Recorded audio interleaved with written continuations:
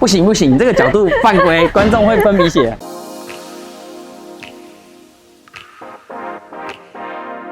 Hello， 大家好，我们是捷运汽车。嗨，大家好，我是张小竹。小竹是 FB 多少万追踪的网美？我 FB 80万，然后 IG 30万这样。女神级的助理主持人了。谢谢。因为我们这个车子会放在我们的新频道，就是捷运女神赏车区，所以一定要到达女神这个门槛，我们才会请。这样有没有开心？有开心，男生女生。今天介绍这台车子，有没有发现我们站离车子非常的远？因为这一台呢是2014年的 GL350 柴油的。那 GL 系列这是第2代了，第1代出到2012年，然后从2013年开始改款进来台湾的时候，光这个车身远远看是不是非常的巨大？它是 LSUV， 可是我觉得啦，它就算放在 LSUV 里面，也是一个坦克般的存在，因为它是1.85米的车高。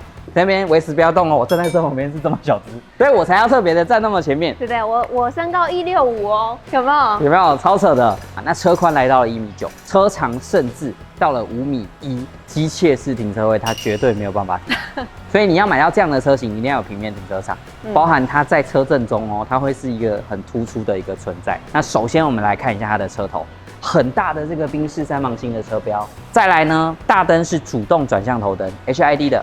还有 LED 的日行灯，那这个主动转向啊，小猪我跟你说，它是会在你打方向盘的时候，稍微会往你方向盘那个方向做偏移。哦，这样的设备会在比较顶规的进口车型，它才会做配置。因为这是多一项功能嘛。再来，你可以看到，因为它是2.45吨的车重哦，包含配这颗3000柴油的引擎，它的马力是258匹，扭力有63公斤米。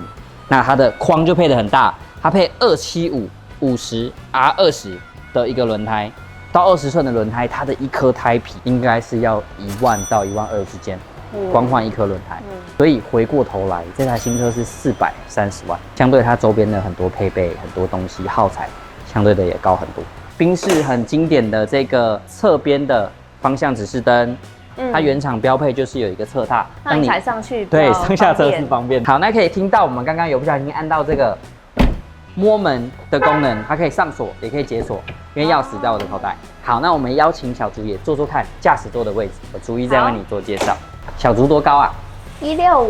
你看165的女生已经很挑高的身材了哦，上这个车都需要侧踏。那首先我先跟你介绍车门这边的配备，它其实里面配置很多银质跟纯木质的饰板，让你整体车内的氛围是会有一个提升的作用。因为像这种400多万的进口车系，它一定要让你觉得你买的很值得。这样总共是10项的电动座椅，包含头枕的上下调整，还有3段式的机椅、电子后照镜、电动的尾门开关，在驾驶座又配一个。那这个就比较酷了，你知道这个是什么按键吗？做发动之后，第3排车窗它是可以另外单独开启的。像到 GL 这样的车型啊，其实我真的有一个客人哦，在去年我卖过一台 GL450 1代的版本，可是它是汽油版，外加它是4700cc 的排气量，它的税金相对的就会重非常多。那这一颗它配的是柴油3000的引擎。所以1年的税金只要2万出头块而已。所以为什么会配这颗引擎？比较便宜。对，是总代理真的有依据台湾市场而去选择它要进口的车子。哦。因为有时候啊，你到了3600cc，到了4000cc 以上，台湾消费者不买单。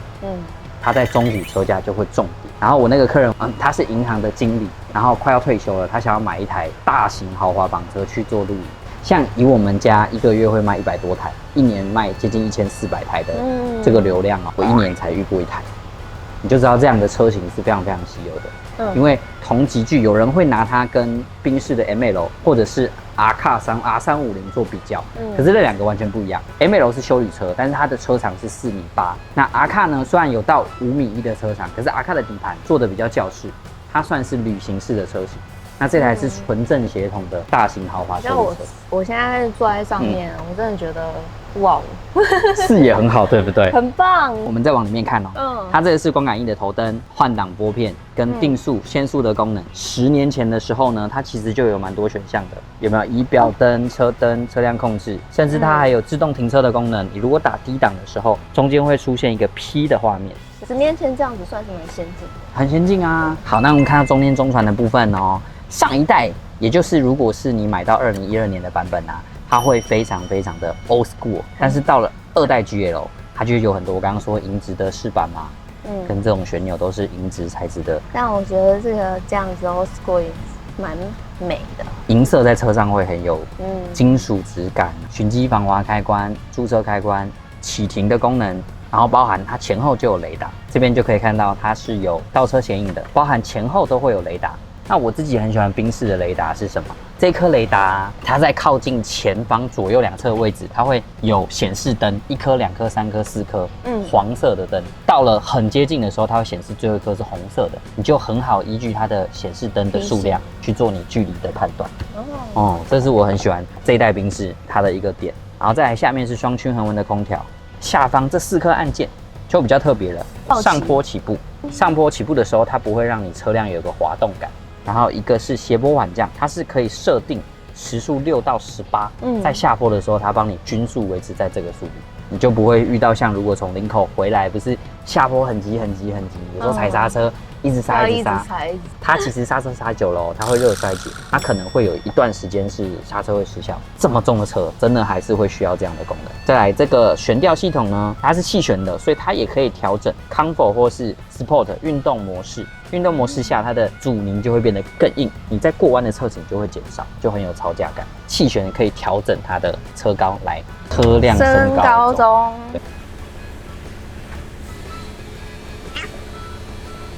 插在它的设定啊，其实有点越野车的协同，所以它升高之后是可以去让你做一个越野的功能，真的，包含它有一个速度限制哦，它时速70以下才能够升高，70以上它会自动解除，然后把你的避震往下修下调。前面双区恒温的空调以外啊，后面也有一个空调控制，后面的风量跟后面的温度可以自己调，所以你不用担心说，前面不怕冷，后面怕冷，温度是不一致的。好，再来是上方的这个全景天窗，那可以看到它让视野会非常的辽阔，它是2个天窗的一个组成。好，那介绍完这个全车的配备啊，其实我觉得还有一点很重要的是，养这样的车型，车主会是什么样的个性？包含这么大型的车，它一定是会有一个室内的车位，一定很爱惜它的车。包含我们看它整体的气氛啊、外观内装都维持得很好。那同时它在给我们车子的时候啊，我们有问过了，它不是因为车子有什么状况而卖，是因为同时小孩子大了，已经成年了，也不太需要做到这种7人座。然后它有一台 GLC 跟这一台 GL350，那它最后选择把大台的 GL 卖掉。而且很夸张的是，它这些工单都有保留着，它整理了超多的东西。不然以10年来说，这种大型豪华房车，它的底盘件，包含它是气压式的悬吊，包含底盘的一些橡胶的球接头啊、离子栓啊、铁套，它其实都会有衰退的状况，开起来一定会有那种异音啊，或者是松散的感觉。那我们可以一个一个看哦，左前上支臂。前平衡杆有没有？这个花了2万块。空气流量感知器花了3万5。柴油公铺、油箱内桶、上浮桶。好，这个就是我们很常遇到，像汽油帮补、柴油帮补久了之后，它会没有办法抽油，所以车子会没有办法发动。它这个也换完了，而且是在6月的时候，有没有换了1万8？然后引擎角、变速箱角。112年，也就是去年3月的时候换过了，换了2万8。后轮轴在前年的时候换了，然后小保养大概它的费用来也跟大家分享一下。小保养就是油精9罐哦，引擎比较大颗，确实会需要比较多的一个数量。那柴油引擎的机油会比较贵，因为它应该会配到5W30或者是20，所以1罐要到650。机油芯、柴油芯这样是7000块。那其实也还好因为它吃到9罐，我们一般换5罐大概是3500到4000块左右。然后下面这边是在前年111年的工单，水箱水箱换过咯，18000块。空气冷却器软管，这张工单花了34600。头灯、灯泡，然后这个是舵轮皮带，在去年8月的时候也换过了，加压缩机也整新，散热片冷媒3万5，再加1万多块。所以总共花了4万8。像这种皮带啊，是大概在10几万的时候，它久了嘛，一直旋转，磨损开始会有异音，因为它那个轴承磨损掉，它会变成比较没有那么规则状的旋转，然后在旋转的过程就会产生这个声音。那这个也都处理好了，也就是说前车主其实很愿意花钱来顾这一台车。中古车是这样，我没有遇到不会整理，包含一些隐形的耗材。它确实会成为下一任车主的负担。那这台车的好处是什么？前车主很愿意、很用心顾，每一个10几万公里的耗材，它都有提前去做了一个更换，代表很爱这台车啦。小保养，刹车油、空气芯、冷气芯，那这个里程数是9万的时候回原厂。那以上啊，光工单加起来就有大概15到20万左右的价格。而且他卖我们车以外，就我所知，他有换了一支的避震器，然后他有再交一支新的，要叫我们找时间去维修厂把它领出来做更换。没有这个需求了，所以才卖车。不然像店内其实也有很多 X5 09年的 X6，没有整理的状态，确实会有比较多周边的耗材。那价格虽然卖的便宜，你后面所要花的时间跟成本就变成是你自己要考量进去的。那为什么会想这样跟大家分享？就是这样 GL 的车型，其实养护起来的成本，大家普遍认知啊，回原厂进去修个大项的，就10万20万跑不掉。那刚好就有这个前车主的工单，那你知道说你曾经很喜欢这样的车型，新车价太贵了，现在购入之后，后续一些耗材提前更换了，以及后续真的遇到要处理的项目，它的费用是多少？好，那接下来我们再跟小猪来分享一下车内的空间给大家。我们都会把前座的距离调到62公分。好，那很适切。我们测完是62.25，对不对？一般车型140公分以上就算很宽敞哦，它到149，不愧是有1.9米的一个车宽。我也量一下，底部到上面123，腰部到前方75，肩部到前方78。那它有一个好处是它可以做角度的调整，1段、2段、3段，到头部的空间，后面的97。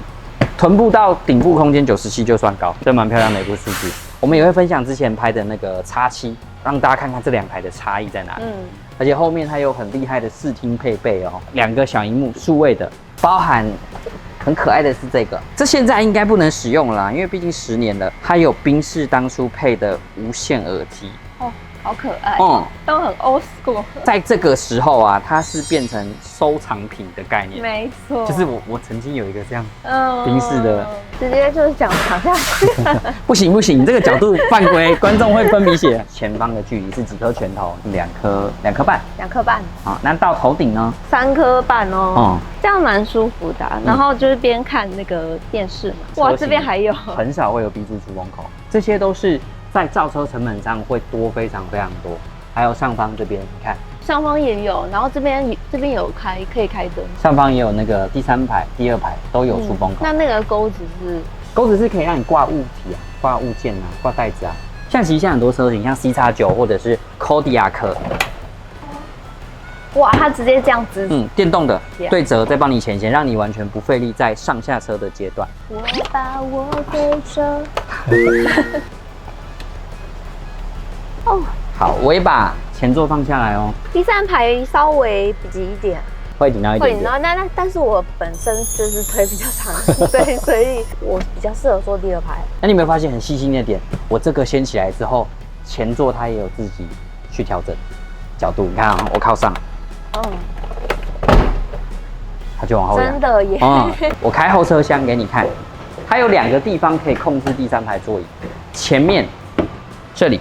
这边你按按看这个按钮，往前搬，它就倒平了。另外一边也是，角度都非常的精准，对不对？第2排就可以控制它第3排的电动椅，后方也可以再做电动椅的控制调整，非常的细心的设计。有的电动椅已经会变得有点齿轮快磨耗光了，可是这台的状态是很特别的，是非常顺畅，而且速度很快。尤其我们如果买到那种很多电动椅功能，我们一定会去测试它，因为每一个都会是一笔费用。再来，我们来测试它的后车厢空间，3个尺寸的行李箱都非常的方便，小的是横放的，所以我们可以塞到几个，2个28， 2个26，可能叠到4个24。只要开这种车，就是要看起来很优雅、很轻松。28看起来就不行了哦，看起来是需要这样放的，可能是一背起来就不行了，因为这样刚好差一点点。它的平整化设计得非常好，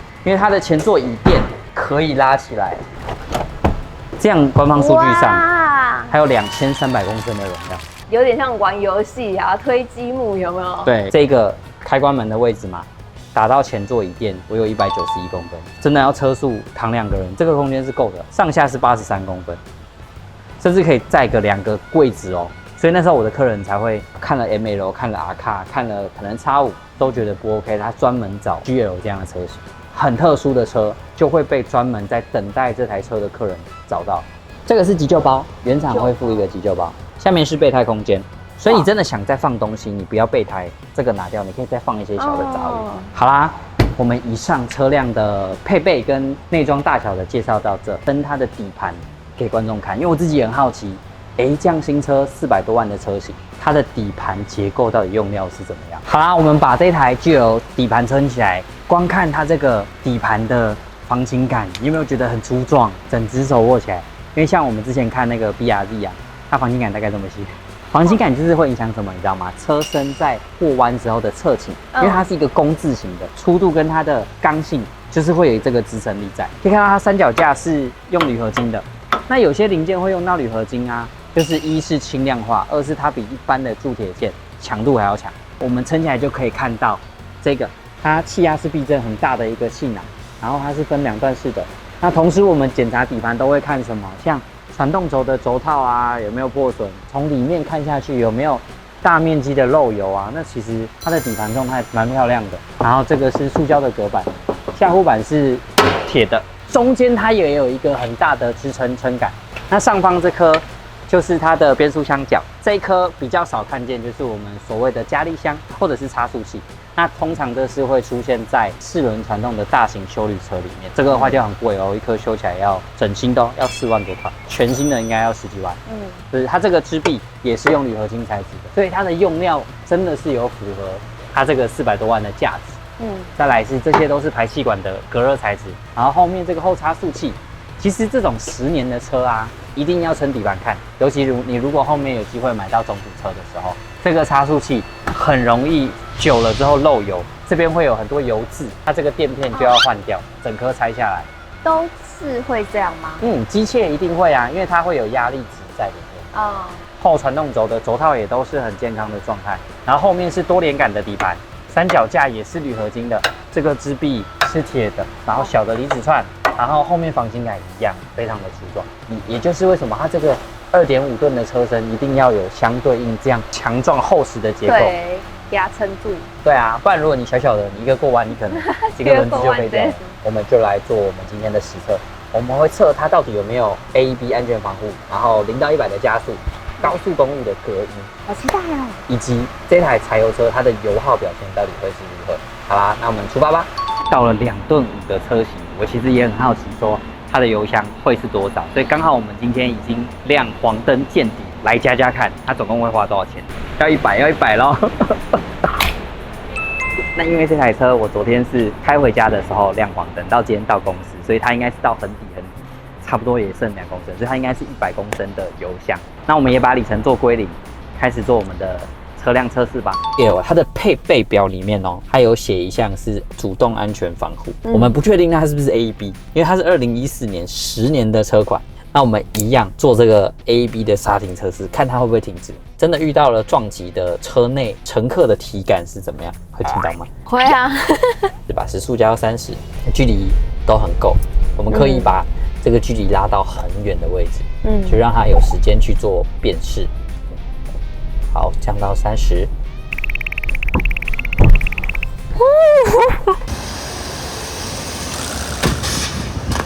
好，它没有 AEB 的这个系统，就很直接的撞上去了。可是哦，这个表现很特别，它的质量真的是太大了，所以很难得。一般我们撞到气球会有一个回馈感，对不对？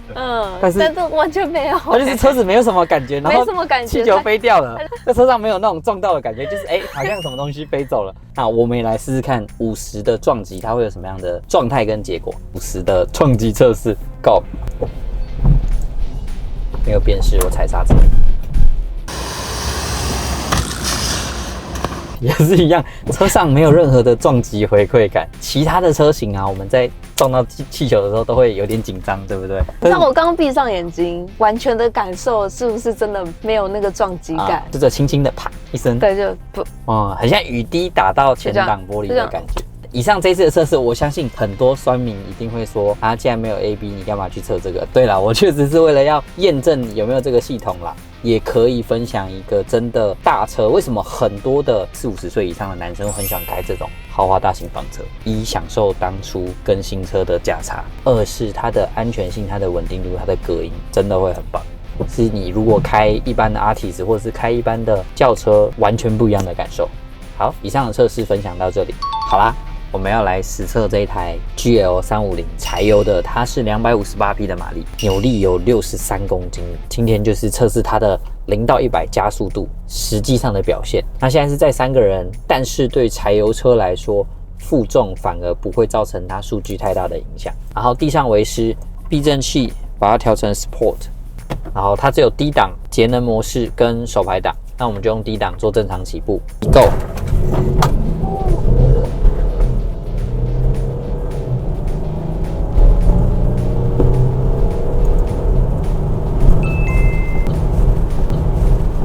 它的车重是2.5吨，你知道一般的进口房车大概是1.5吨左右，然后国产车系大概是1.2到1.3吨，是2台国产车的重量，然后会有9.3秒配258匹，这个表现算是很漂亮了，因为它是一个豪华7人座，车又重。那以上的数据也跟大家做个分享。那我的感受是这样啦，让你很有力道的顺推，可是不会到贴背，所以你不会觉得有那种恐惧感，那种坐云霄飞车的感觉，就是很顺的平均均衡的拉速度到100这个数据。好啦，同时也会分享其他车型，让大家做个比较。好啦，我们也来测试一下，在高速定速100的状态下，这一台 GL 它的隔音。它在100的隔音表现大概落在69左右，非常漂亮。像我们自己实测进口车系，差不多落在75是它的标准值，就是正常的进口车都有75这个水准。然后国产车系差不多落在80。回过头来看，这一台新车价430万的 GL， 在10年前它的隔音就可以做到有69这个数字表现，这很棒。69是什么？我们测油电车、电动车或者是 Lexus 的车型，它才会有这样的隔音表现啊。也回过头来，这个车价跟它的隔音工程的重视程度是符合的，因为很多车做得很贵，可是我们实测出来的隔音数据是普通一般，但是我们可以听到哦。不太会有室外的风切声，不然我现在开一点点给你听看。哇，是差超多的，在市区就特别明显。市区如果你开国产车系，你可能就很有车子经过、引擎声那些嘈杂的声音。好，以上就是我们的分享。好啦，我们做了一整天这一台3000柴油的 GL。它的各项测试最后来到了油耗的结尾啦。我们总共跑了102公里，8成到9成都是高速公路。那实际上我们加了102除以13.7，102至7.4。其实这个油耗真的还是蛮差的，大家能够接受，觉得 OK 的是10左右。但是反过来，这一台是2.45吨的车重哦，有这样的表现，其实已经还 OK 的啦。如果是前一代的 GL450，它是4000多 CC 的，那个油耗更夸张，可能只有3到5而已。那我们也实际为什么要实测，就让大家知道说，真的开起来这样的3000 CC 柴油车，它的真实数据是多少。那如果喜欢我们的影片，记得订阅、按赞、分享、开启小铃铛哦。今天就到这喽，拜拜。拜拜。现在要来吃饭了，哇，肚子好饿哦。我们今天来到的是跳舞猪。那这家店呢，它蛮有特色的，然后它的菜色呢非常的丰富，什么都有。你想吃饭啊，想要吃披萨啊、甜点啊，都可以点哦。那我们现在进去，它的名称也很可爱，像这个就是阳光男孩，我不知道为什么它叫阳光男孩，但我一次爱个够。那而且它的菜上蛮快的哦，我们大概点了15分钟。番茄野菇猪肉丸，那我一次爱就够，这个就很像那样戳个洞有吗？这一颗它是 cheese， 那我们请小厨帮我们把它，很舒压。它是切的时候，然后把它拌开。然后它还有附那个面包，你看它面包上面也都有猪。然后看你点套餐的话，它就会送那个饮料。然后今天的汤是南瓜番茄，对不对？你就看运气啊。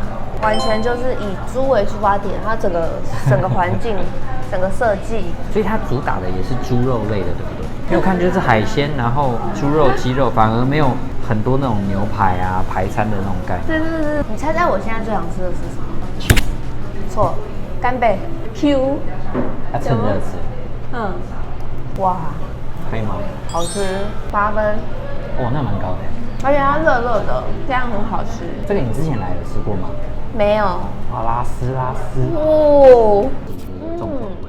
这个好像更好吃。真假的？接下来换我喽，我这个是肉酱的。鸭子，还有这是什么九孔？还有那个鱿鱼。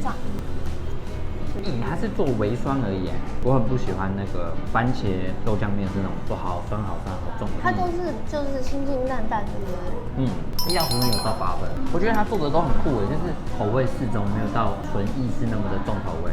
1200左右啦，那3个人以在东区嘛，吃1200，我觉得算便宜。东区动不动，我上次跟朋友去餐酒馆啊，消费完1人1000。它就是吃气氛跟那个聊天啊，对，还有漂亮的。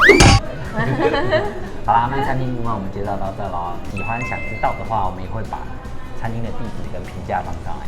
捷运汽车呢，现在还有开始提供鉴定及买车的参考哦。相信大家都有听过德国莱茵或是各项的第三方鉴定服务，我们可以陪你去看车，我们也会帮你做判定哦。车子的各项结构，出个报告书给你，在陪同您看车及买车的时候，做一个最中立的参考。一台车只要2990元，用最专业的电脑帮你检查所有的机械结构是不是正常的，提供收购的价格以及市场合理的卖价。让你们因为我们提供的这个服务，买到一台最适合你的车子，请你拨打以下的服务专线0917435209。